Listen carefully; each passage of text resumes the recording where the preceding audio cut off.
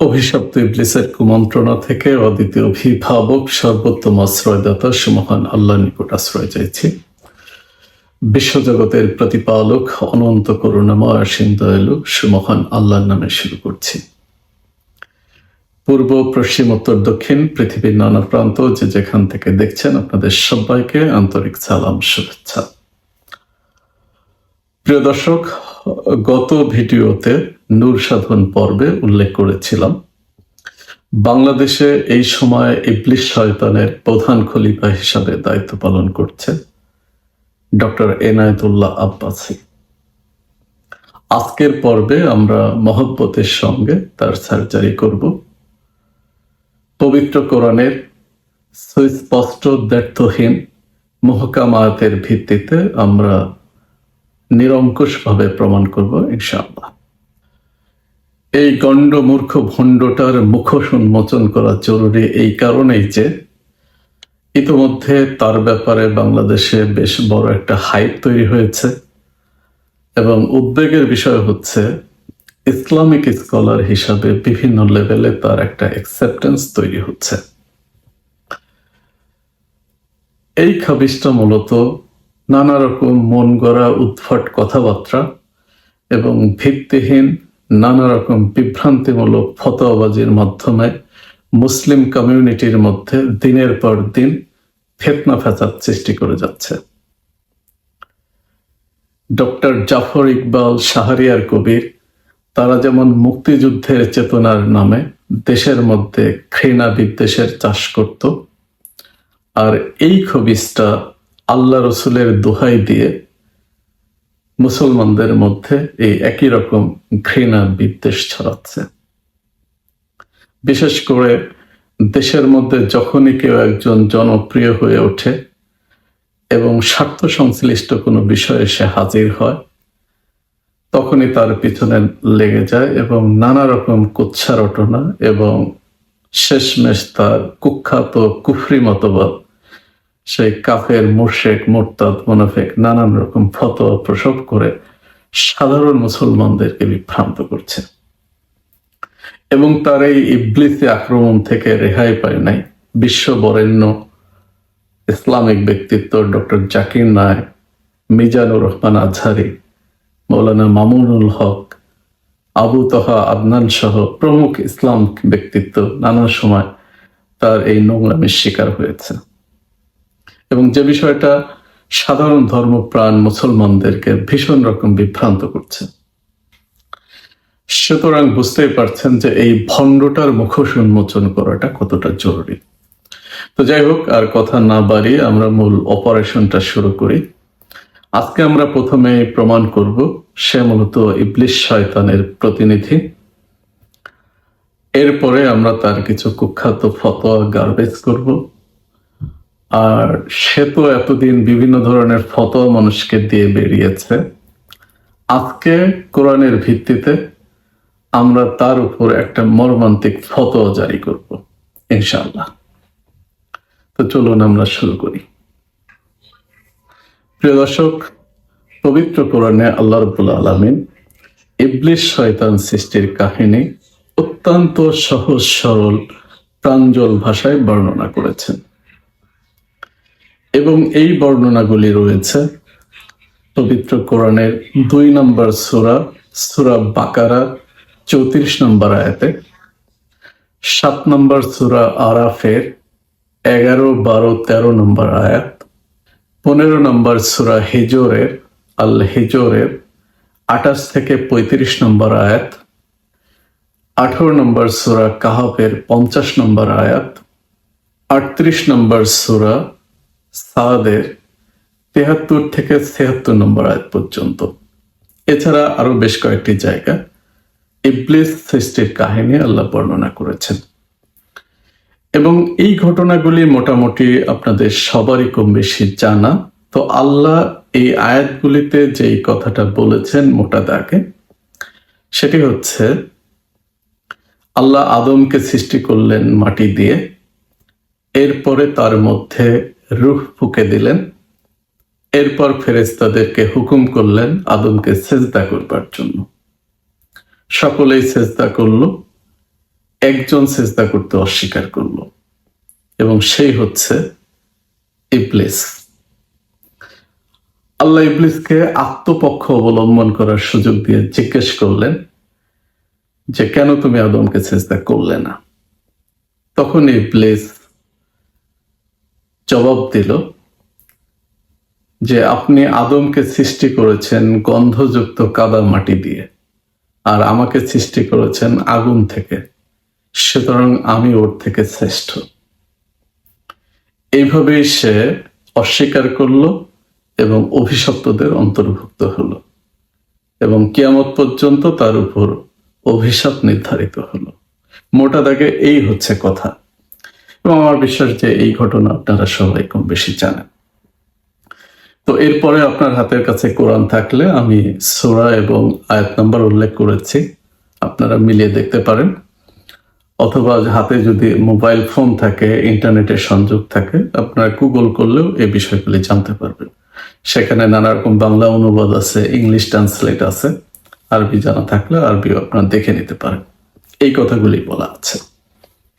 আল্লাহ রাব্বুল আলামিন এইখানে শয়তান সৃষ্টির মূল উপকরণ, মূল বৈশিষ্ট্যের উল্লেখ করেছেন, এবং সেটি হচ্ছে অহংকার। সুতরাং ইবলিস হওয়ার প্রধান যে বৈশিষ্ট্য বা একমাত্র বৈশিষ্ট্য বা উপকরণ যদি বলি, তাহলে সেটা হচ্ছে কোরআনের এই বর্ণনার আলোকে, এই সুস্পষ্ট আয়াতগুলির আলোকে, সেটি হচ্ছে অহমিকা, অহংকার। প্রিয় দর্শক, ইবলিস চুরি ডাকাতি খুন খারাপির সঙ্গে জড়িত ছিল না। বেহেশতের কোনো হুরের সঙ্গে ইফটিজিং করেছে এরকম কোনো অভিযোগ তার বিরুদ্ধে ছিল না, কিংবা কোনো সুন্দরী মহিলা জিনকে তুলে নিয়ে আসছে, পরকীয়া করছে কিংবা ধর্ষণ করছে, এই ধরনের কোনো অভিযোগ তার বিরুদ্ধে ছিল না। কিংবা ব্যাংকের রিজার্ভ গায়েব করে দিছে, জান্নাতের কোনো ডেভেলপমেন্ট প্রজেক্টে রোডের পরিবর্তে বাস দিছে, এই ধরনের কোনো কর্মকাণ্ডের সঙ্গে সে জড়িত ছিল না। সে ঠিক মতো ঢিলাগুলো করতো না, কিংবা সতর ঠিক মতো ঢাকে নাই, এরকম কোনো বর্ণনাও পাওয়া যায় না। তার এলেমে ঘাটতি ছিল কিংবা আমলে কমতি ছিল, এরকম কথাও আমরা জানি না। বরং তার সম্পর্কে যেটা জানা যায় যে আসমান জমিনের অধিকাংশ গুরু রহস্য তার জানা ছিল, এবং সেজদা দেওয়ার মতো কোনো জায়গায় সে বাদ রাখেনি যেখানে তার সেজদা পড়েনি। এলেমে এবং আমলে সে এতটা উচ্চ পর্যায়ে পৌঁছে গিয়েছিল যে আল্লাহ রাব্বুল আলামিন সন্তুষ্ট হয়ে সে জিনদের একজন হওয়া সত্ত্বেও তাকে ফেরেশতাদের সর্দার করে দিয়েছিলেন। তো এত বড় একজন জ্ঞানী, এত বড় একজন আলেম, এত বড় একজন আবেগ, সে অভিশপ্ত হলো, সে শয়তান হলো কেন? শুধুমাত্র অহংকার, একমাত্র অহংকার, কেবলমাত্র অহংকারের জন্য।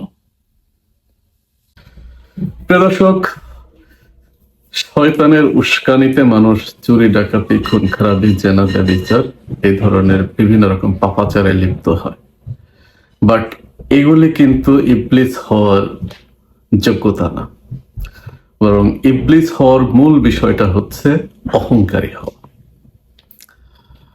তো এবার চলুন আমরা একটু মিলিয়ে দেখি যে আব্বাসীর মধ্যে অহংকার আছে কিনা, বা থাকলে কি মাত্রায় আছে। এনায়েতুল্লাহ আব্বাসী এই মৌলবীর পা থেকে মাথা পর্যন্ত অহংকার, দেমাগ, ফুটানি, ঠাসা ঠাসা, তার সমস্ত সত্তার মধ্যে অহংকারের কীটগুলি কিলবিল করে। যে বিষয়গুলি নিয়ে মানুষ অহংকার করে তার প্রায় প্রত্যেকটি বিষয়ে তার মধ্যে জজল্যমান, সবগুলাতে সে গোল্ডেন A+ পাওয়ার মতো অবস্থায় আছে। সে অহংকার করে তার বংশ নিয়ে, সে ফুটানি মারায় তার জ্ঞান নিয়ে, সে গৌরব করে তার ধন দৌলত অর্থবিত্ত নিয়ে, সে বড়াই করে তার মুরিদদের সংখ্যা নিয়ে, এবং অহংকারের চোটে সে অনেক সম্মানিত মানুষদেরকে সে প্রতিনিয়ত হরহামেশা অত্যন্ত কদর্যভাবে তুচ্ছতাচ্ছিল্য করে। তো এই প্রত্যেকটা বিষয় নিয়ে আমরা আজকে কথা বলবো এবং এর সংক্ষিপ্ত বিশ্লেষণ করব। তো প্রথমে আমি যেটা বললাম, সে তার বংশ নিয়ে অহংকার করে। চলুন তার জবানি থেকেই আমরা একটু কথা শুনে আসি। আমি কোন প্রধানমন্ত্রী আর প্রেসিডেন্টের কাছে যাব? আমার পূর্বপুরুষ আব্বাসীগণ 700 বছর দুনিয়া শাসন করছে। আমি তো বাদশাদের আওলাদ, আমি আবার কোন ফকিরের কাছে যাব? দুইটি বংশের রক্ত না, দুইটি বংশের রক্ত আমার দেহে। রাসূলুল্লাহ সাল্লাল্লাহু আলাইহি ওয়াসাল্লামের আপন চাচা হযরত আব্বাসের রক্ত আমার দেহে, আর রাসূলুল্লাহ সাল্লাল্লাহু আলাইহি ওয়াসাল্লামের প্রথম খলিফা আবু বকর সিদ্দিকের রক্ত আমার দেহে। এই যে দুইটা ভিডিও ফুটেজে তার মাতৃ জবান থেকে আমরা যেটা জানলাম যে কোন লেভেলের অহংবোধ তার মধ্যে, তার বংশ গৌরব নিয়ে। মানে হযরত আবু বকর রাদিয়াল্লাহু তাআলা আনহু, হযরত আব্বাস রাদিয়াল্লাহু তাআলা আনহু, তাদের রক্ত নাকি তার শরীরে প্রবাহিত। কি মানে অদ্ভুত মানে দাবি। এবং আব্বাসী বংশের সে হচ্ছে উত্তরাধিকারী। তো যাই হোক, কয়েকটা অ্যাঙ্গেলে আমি এটাকে বিশ্লেষণ করি। প্রথম কথা হচ্ছে, অহংকার করবারই তো কোনো সুযোগ নেই। এবং কোরআন থেকে আমি শেষে আরো বেশ কয়েকটি ভয়ঙ্কর কিছু আয়াতের উদ্ধৃতি দিব। তো যাই হোক, সেকেন্ড বিষয় হচ্ছে যে পূর্বপুরুষ মহান হলে পরবর্তী পুরুষেও মহান হবে, বা পূর্বসরী কেউ যদি ধনী হয়, বিখ্যাত হয়, পরবর্তী যারা থাকবে তারাও ধনী হবে, বিখ্যাত হবে। এটার বাস্তবে কোনো ভিত্তি নাই এবং পবিত্র কোরআনেও এর কোনো সমর্থন নেই। তো চলুন আমরা প্রথমে কোরআন থেকে একটু ঘুরে আসি, তারপরে বাস্তবতার মধ্যে আমরা প্রবেশ করব। পবিত্র কোরআনে আপনারা জানেন অল্প কয়েকজন নবীর উল্লেখ রয়েছে। তার মধ্যে একজন বিখ্যাত নবী, মহাকালের সাক্ষী হযরতে নূহ আলাইহিস সালাম। তার নিজের ঔরসজাত সন্তান, সে ছিল পাপিষ্ঠ, সীমা লঙ্ঘনকারী।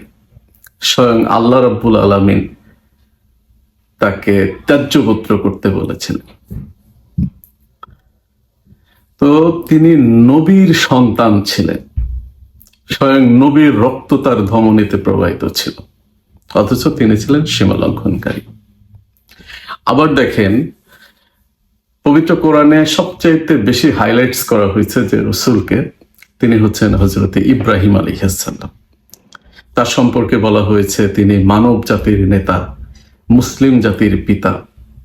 মুহাম্মদ সাল্লাল্লাহু আলাইহি সাল্লামকে আল্লাহ নির্দেশ করেছেন যে তুমি একনিষ্ঠভাবে ইব্রাহিমের ধর্মাদর্শ অনুসরণ করো। তাকে আল্লাহ খলিল হিসাবে, ঘনিষ্ঠ বন্ধু হিসাবে উল্লেখ করেছেন পবিত্র কোরআনে। এবং আমরা এই যে নামাজে যে দরুদ পড়ি, সেখানে আমরা কি বলি জানেন? যে হে আল্লাহ, তুমি ইব্রাহিম এবং তার পরিবারের প্রতি যেমন রহম করেছ, মুহাম্মদ এবং তার পরিবারের প্রতি তুমি একই রকম রহম করো।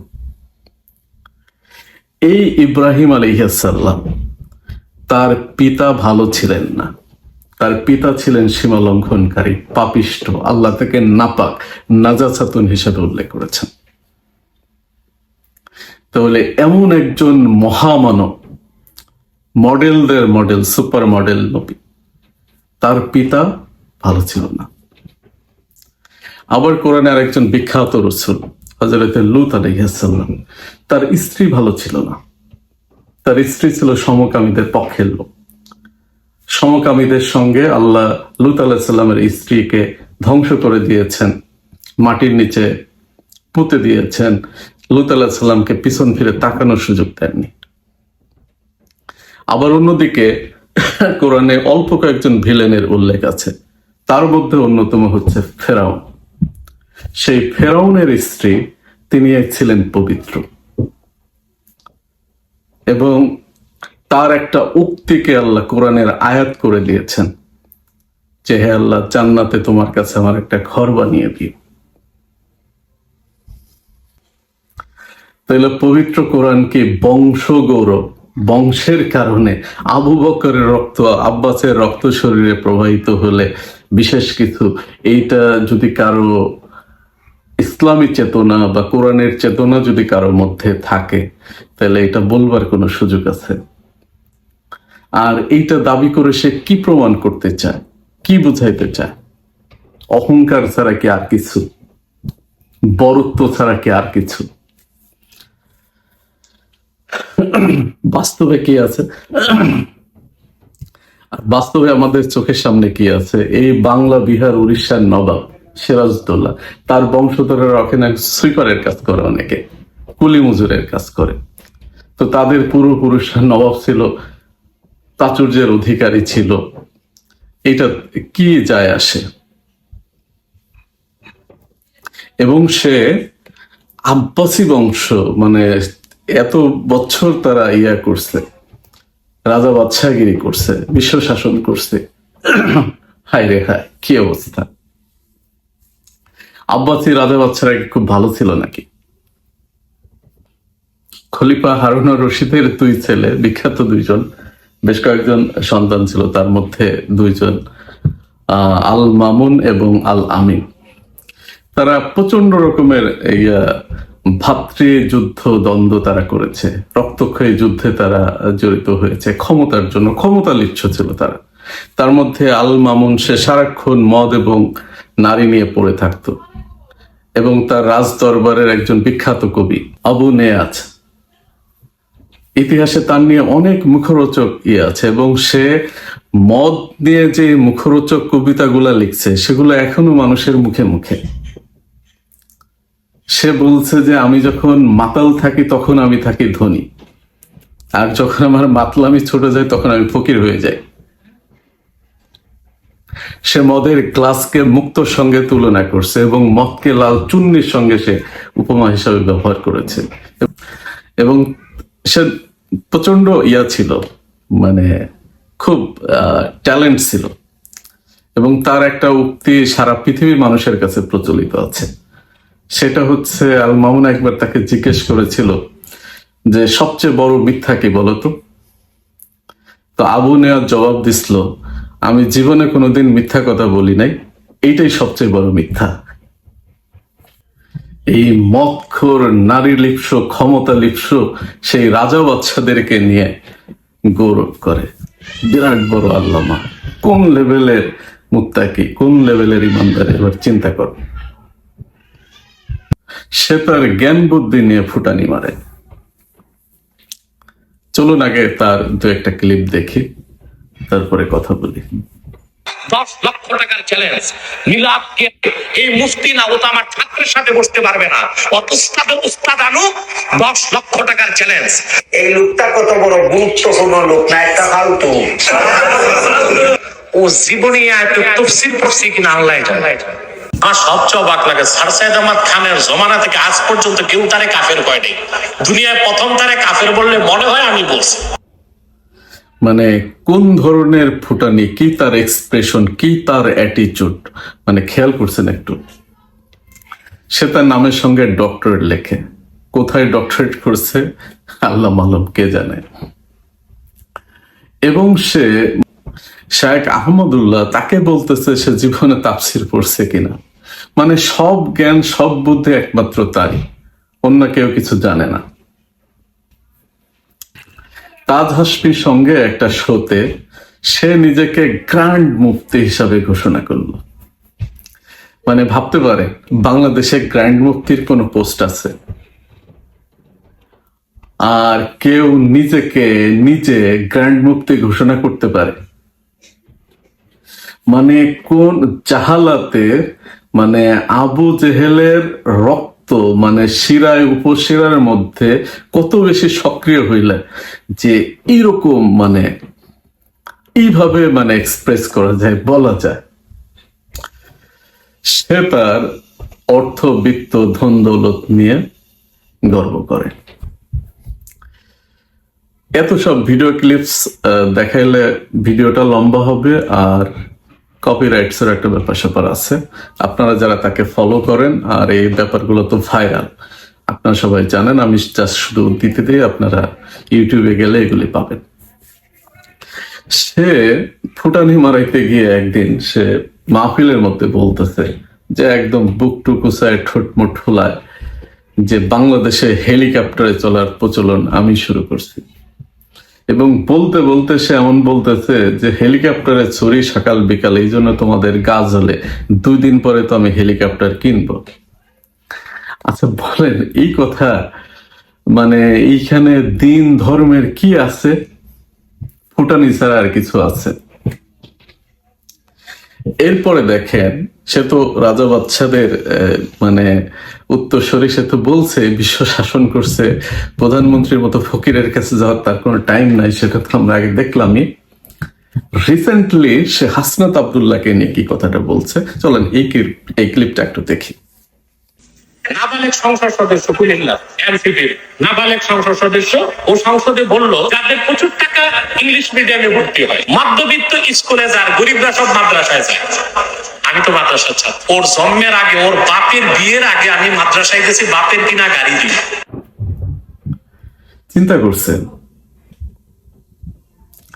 সে একজন দায়ী, একজন সম্মানিত ব্যক্তি, একজন ইসলামিক ব্যক্তিত্ব, সে জাতির রাহবার, আল্লামা, আবার ডক্টরেট, সে একজন পার্লামেন্ট মেম্বারকে সে নাবালক হিসাবে ট্রিট করতেছে।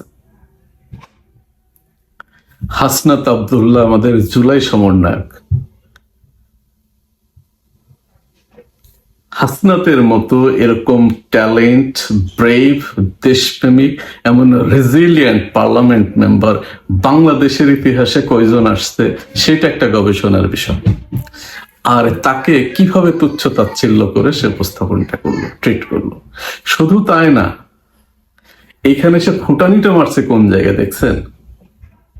সে তার বাপের টাকায় কেনা গাড়িতে চড়ে মাদ্রাসায় যাতায়াত করছে। মানে তার অ্যাটিটিউড দেখেন, তার উপমা দেখেন, এবং আরো প্রণিধানযোগ্য, সে কি উপমাটা এখানে সে ইউজ করছে, হাসনাতের বাপের বিয়ে করার আগে। মুসলমান দূর কি বাত, কোন ভদ্র মানুষের মুখে এই ধরনের কথা আসে শোভা পায়? ইসলামী দায়ী সেটা তো বাদ দিলাম, ইবলিশ শয়তান, যেন তেন শয়তান না, মানে মূল শয়তান যদি নিয়ম করে রেগুলার কারো কলবের মধ্যে প্রস্রাব করে, তাইলেই কেবল এরকম দূষিত অ্যাটিটিউড কারো পক্ষে প্রকাশ করা সম্ভব। হাসনাত কিন্তু এখানে মাদ্রাসার ছেলেদেরকে হেয় করার জন্য কথাটা বলে নাই, সে একেবারেই রিলেভেন্ট, প্রাসঙ্গিক ভাবে একটা বিষয় বুঝাইতে গিয়ে সেই উদাহরণটা আনছে। এবং তার কিন্তু অ্যাটিটিউডের মধ্যে এটা ছিল না সে মাদ্রাসা ছেলেদেরকে খাটো করছে বা অপমান করছে। আর এটা তো একটা ফ্যাক্ট যে যারা এই যে ভুকানাঙ্গা, দরিদ্র, অনাথ, এতিম, এদের পক্ষে কি ইংলিশ মিডিয়ামে পড়া সম্ভব? এরা ইংলিশ মিডিয়ামে পড়ে বা এরা স্কুলে এদেরকে ফ্রি পড়ায়? বরং মাদ্রাসাগুলোতে অনেক লিল্লা বোর্ডিং থাকে, এতিমখানা থাকে, সেখানে গরিব মিসকিনদের ছেলে মেয়েরা পড়ার সুযোগ আছে। মাদ্রাসাতে অনেক ধনীর ছেলে মেয়েরাও পড়ে, বাট সেই সংখ্যাটা খুবই কম। এটা একেবারেই ব্যতিক্রম। Exception doesn't break the rules, exception is not example, তাই না? সে কিন্তু অবাস্তব কথা বলছে তাও না। এবং সবচাইতে গুরুত্বপূর্ণ যেটা বিষয়, যে সে হেয় করার জন্য কথাটা বলেনি, অথচ এই বিষয়ে আব্দুল্লাহকে অ্যাপ্রিসিয়েট করা দরকার। অ্যাপ্রিসিয়েট না করে তাকে কিভাবে হেয় করলো এবং কিভাবে তার ফুটানি সে প্রকাশ করলো। সে ধন সম্পদের এরকম ফুটানি করে, তার বাপদাদার ইন্ডাস্ট্রির নাম কি, তার নিজের ব্যবসা প্রতিষ্ঠানের নাম কি, তার বাপদাদা সম্পর্কে তো বাজারে এরকম বিশ্বাসযোগ্য বর্ণনা আছে, কথা প্রচলিত আছে যে তারা ঝাড়ফুঁক দিয়ে, তাবিজ কবজ করে টাকা পয়সা নিত, পানি পড়া দিয়ে টাকা নিত, মুরিদদের দান সদকায় তারা চলতো। এবং এই আব্বাসির ভাইরাল ভিডিও আছে, লাইন ধরে মানুষের কাছ থেকে টাকা নিচ্ছে, মুসাফা করতেছে, হাদিয়া নিচ্ছে, এবং কাঁদে দরিদ্র, গরিব, মিসকিন, সাধারণ দিন মজুর এদের কাছ থেকে। রাজা বাদশাদের আওলাদ। সে ফুটানি মারে তার মুরিদদের সংখ্যা নিয়ে। একটা আব্বাসি স্টেজে আছে, আয় আমার একটা রূপ দেখছে, আরেকটা রূপ আছে, ওটা দেখে নেই তো। কত মাস্তান, কত ভণ্ড পিটায় জীবনে সিধা করছি আমি। বেয়াদব কোথাকার। বাংলাদেশে মিজানুর রহমান আজহারী যখন হঠাৎ করে তুমুল জনপ্রিয় হয়ে উঠলো, বাংলাদেশের কোনো মাঠঘাটে যখন জায়গা হচ্ছিল না, স্থান সংকুলন হচ্ছিল না, ওই সময় সে সহ্য করতে না পেরে সে দেখলাম তাহেরির সঙ্গে মানে গার্ড বেঁধে সে একটা মাহফিলে ঘোষণা করতেছে যে তার অনুসারীদেরকে ডাক দিলে পরে বাংলাদেশে নাকি এমন মাঠ ঘাট খাল বিল নাই যেখানে তাদের স্থান সংকলন করা সম্ভব। এবং তার বাপদাদাদের নামে দাবি করে যে তার বাপদাদাদের হাতে নাকি 3 কোটি এই বাংলা এই ভূখণ্ডের মানুষ মুসলমান হয়েছিল। এটার কোনো ঐতিহাসিক ভিত্তি আছে? আর যদি এরকম হয়েও থাকে, এটা এরকম বড়াই করে বলবার কোনো কারণ আছে, কোনো সুযোগ আছে?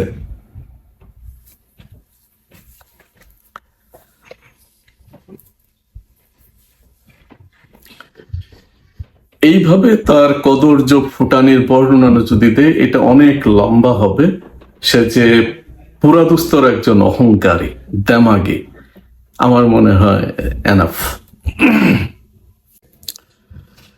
প্রিয় দর্শক, প্রথমে আমি কোরআনের বেশ কিছু আয়াত উল্লেখ করেছি যেখানে আল্লাহ শয়তানের যে বৈশিষ্ট্য অহংকার, যেটার উল্লেখ রয়েছে যে অহংকারের কারণে যে ইবলিস শয়তান হলো, এই শয়তানের এই বৈশিষ্ট্যটা যেন কোনোভাবেই মানুষের মধ্যে প্রবেশ না করে, যে কারণে আল্লাহ পবিত্র কোরআনে খুব সাবধানে কিছু কথাবার্তা বলেছেন। যেমন পবিত্র কোরআনে 17 নম্বর সূরা বনী ইসরাইল আল ইসরা 37 নম্বর আয়াত আল্লাহ বলেছেন, তুমি জমিনে দম্ভ ভরে বিচরণ করো না, পদঘাতে তুমি জমিনকে বিদীর্ণ করতে পারবে না, আর উচ্চতা পাহাড়ের সমানও হতে পারবে না।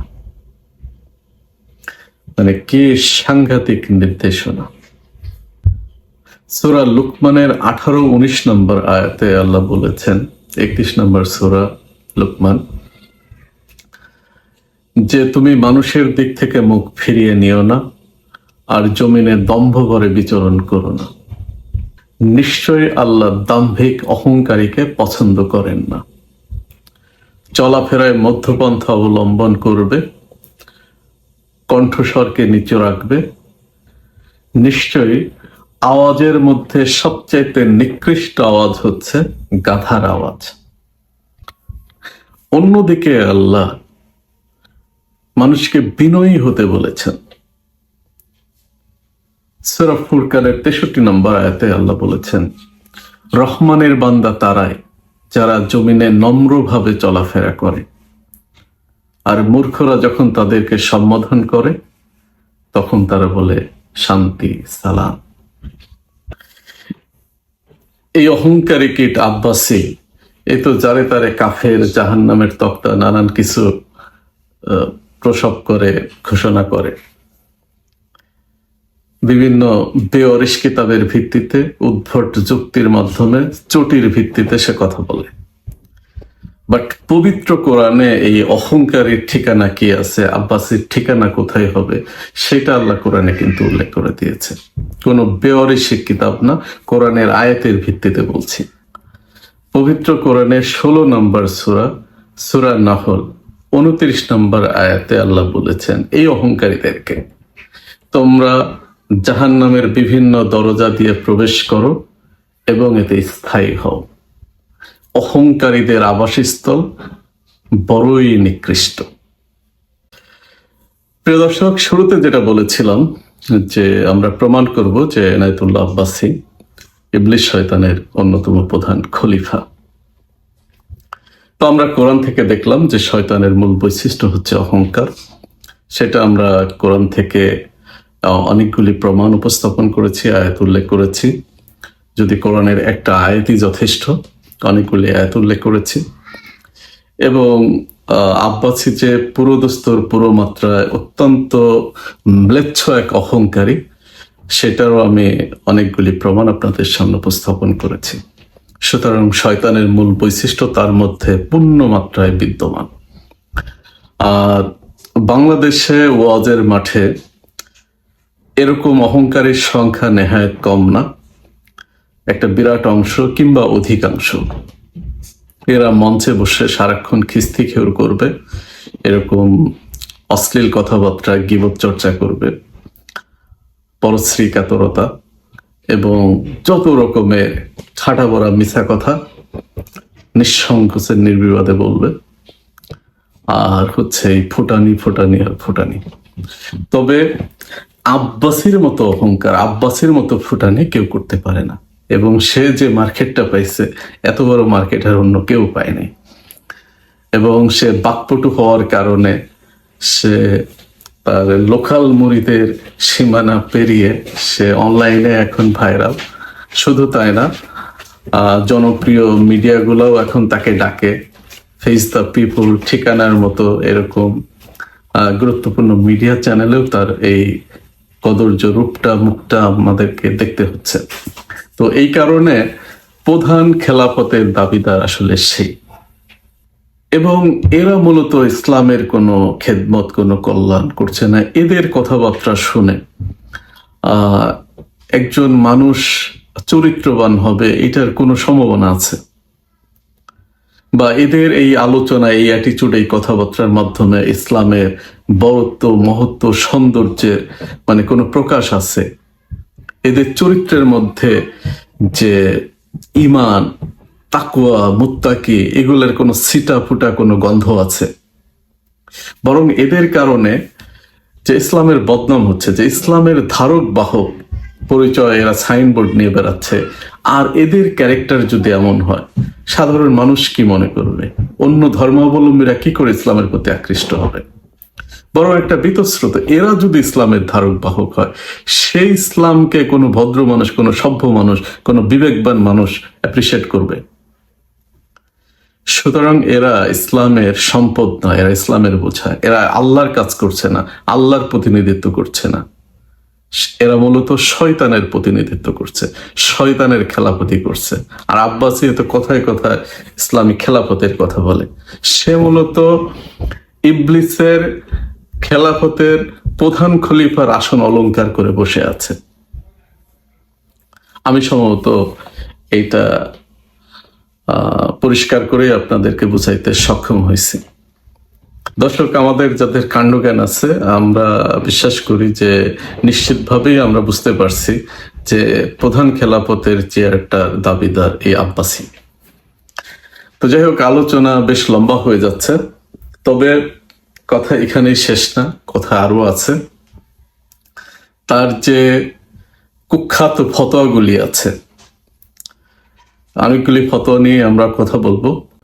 সে মূলত কথা বলে মানে বেওয়ারিশ কিতাবের ভিত্তিতে, এবং তার এই ফতোয়ার সঙ্গে কোরআন সুন্নাহর কোনো সমর্থন নেই।